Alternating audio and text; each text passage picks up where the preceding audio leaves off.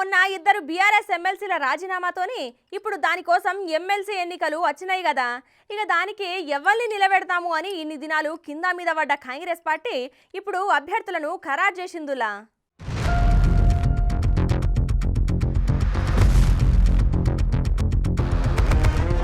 ఇక ఎమ్మెల్యే కోటాలో ఖాళీగున్న 2 ఎమ్మెల్సీ స్థానాలకు టికెట్లు ఎవరికిస్తారు అని చూసిన టికెట్లను కాంగ్రెస్ పార్టీ కన్ఫర్మ్ చేసిందుల్లా.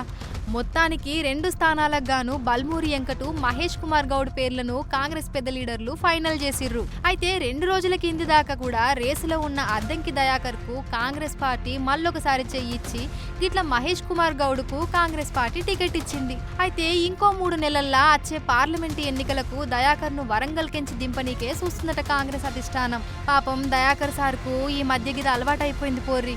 మొన్న ఎమ్మెల్యే అప్పుడు సుత సారు గిట్లనే టికెట్ త్యాగం చేసిండు. మళ్ళా నెల తిరగక ముందే ఇప్పుడు గిట్ల ఎమ్మెల్సీ టికెట్ త్యాగం చేసిండు. మరి చూడాలే ఈసారైనా దయాకర్ సార్ ఆశల మీద నీళ్లు పోస్తారా లేకపోతే టికెట్ ఇచ్చి రేసులు దింపుతారా అనేది.